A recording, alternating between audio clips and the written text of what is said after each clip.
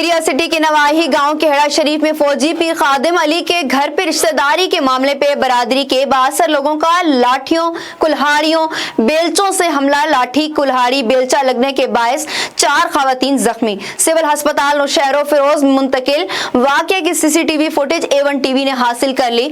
मुतासरा खानदान का कहना था कि छोटी बहन की शादी उसकी पसंद पर कराने पर बरादरी के बाद सर पीर मुनीर, पीर सलीम और पीर बख्श जमील और दीगर घर में दाखिल होकर खवातीन और बच्चों पे सख्त तशद्दुद करके जख्मी करके चले गए। उन्होंने SP नौशहरो फिरोज और दीगर आला हुकाम से मुतालबा किया कि वाक़े का नोटिस लेकर कानूनी कार्रवाई करके इंसाफ फराहम किया जाए और हमें तहफ़्फ़ुज़ फराहम किया जाए।